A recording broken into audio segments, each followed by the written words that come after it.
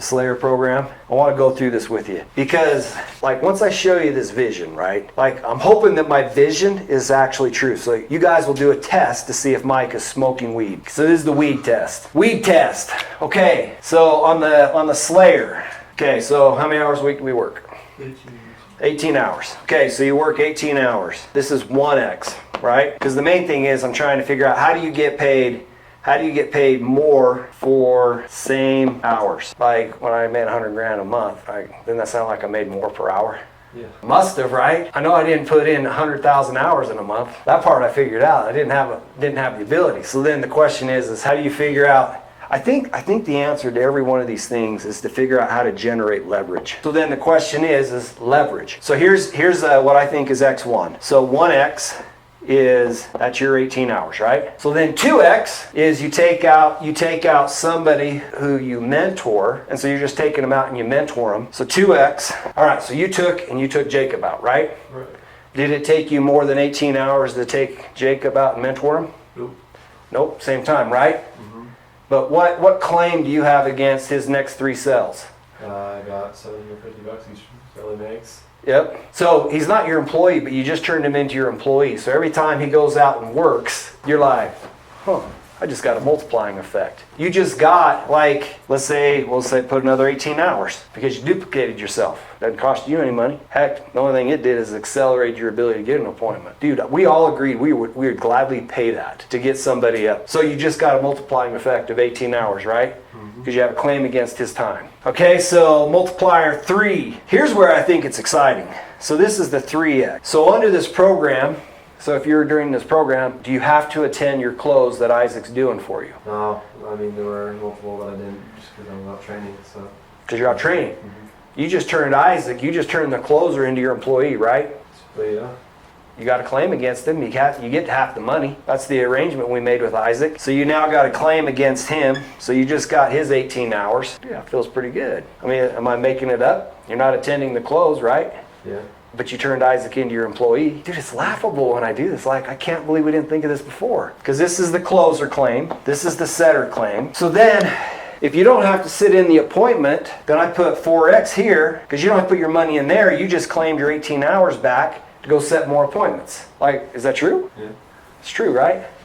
As long as you have that week filled with appointments. Yeah, I mean, sure. Yeah. Like, if this week right here he's mentoring, it doesn't have to go any. He's got 6 appointments. It doesn't have to go to any of those appointments. That's actually how we've got it set up. So on the days that you're out with Tyson training, you don't have to go to your things. You're going and training with him. But Isaac still is your employee and still has to go close your deals and give you half. So that's the whole point. So you get your hours back. And then multiplier 5. This is kind of what Tyson brought up. So Tyson, when you had to start explaining what you did and why it worked, what kind of effect did it have on you? It just kind of reaffirmed that I was kind of in my own mind. Like, as I would say it, like, just like putting it into words, like exactly what I do. I was like, oh, I guess I do that. And then it gives me a little bit more consistency of like, oh, well, I need to make sure I do that then.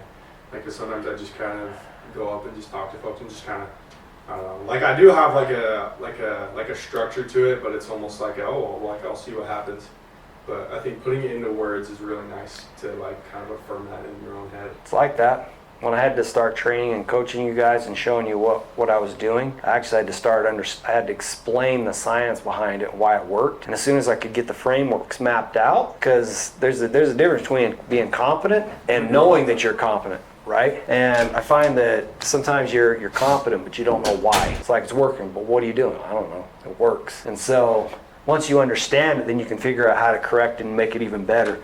So I'm not really sure what that is. What I can tell you is as you become an expert, instead of getting, say, 1 appointment a night or 2 appointments, all of a sudden you're 2 appointments or 4 appointments. There's a multiplying effect with knowing how to do something. So I don't know what that is, but all I'm saying is you become an expert, you somehow become twice as, it's just, I would call this efficiency. You just become much, much more efficient. Like when I go pound the doors by myself, you guys are like in the group and you're like, holy crap, Mike's got a bill, he's got a bill, he's got a bill, he's got a bill. It's like, hey man, where's my bills? It's just, I just figured it out. Like just a little bit farther down the road than you. And so, but it got better as I discovered how to do it. So there's 5x, 6x. This is the one we'll probably start doing is instead of doing just one setter, come in here on 6X, take 2. It was 𝗤𝗏𝗄𝗏 and 𝗫𝗏. Those were 2 of the first guys I took out. And they're like, it actually worked out really good because what I'd do is, actually you guys discovered it. Didn't you guys just kind of knock a door alone and then do it together, knock it alone, and so you could kind of see what was working? Yeah, so I wanted to, like, my main thing was like, yeah, it's nice that 𝗫𝗏𝗄𝗏 does it on his own, but like, Yeah. I want to see him do it. So then before he has to go through a bunch of trial and error on his own, Yeah. I'm like someone there to like give direct feedback. Yeah. So then he doesn't have to figure it out on his own or wait till the next day to figure it out, you know? Yeah. The fact that you said that, that's exactly what Isaac and Tyson said, because I took them both out at the same time and then I rotated with them.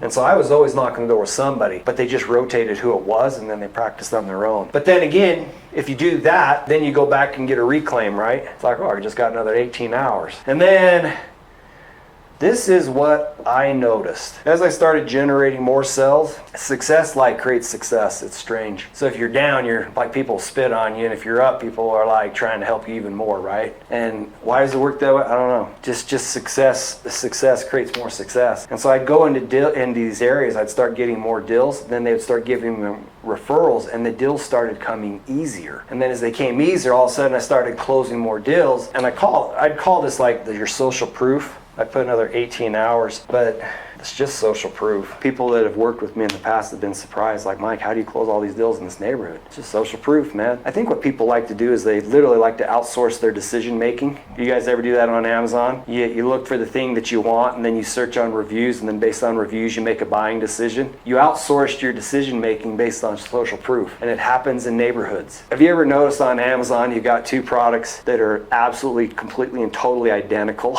Like, what they do is they go to China, they source it, and then they can put pictures on it. They're supposed to create their own pictures of it, but in the end you can tell it's exactly the same thing. But then you buy based on social proof still, in spite of the fact that there's no difference. Well, same difference, and then deals just come easier. And so when I looked at this multiplying effect, everything I laid out there, does it seem like, basically I think what this is, the social proof is your customers start becoming, you turn your customers into reps to generate leads. I think that's what that really is. Because then all of a sudden they just start talking to people. But like as I walk through this, does this actually make sense? So what's 18 times 7?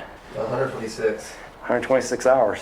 So we found a way to leverage 18 into 126. And everybody in the transaction's happy about it. This person's happy about it because they're getting the training, then you got a claim. The closer's happy because they're closing more, they got a claim. You get your hours back so you don't sit here, you're doing this. You're happier. You become more proficient. Heck, who wouldn't want to be better? Get 2 setters? Heck yeah. Social proof, turn your customers into your sales reps. Then we pay them, man. Now you see why I'm geeking out about this program. I'm like, why? I don't know why this doesn't exist.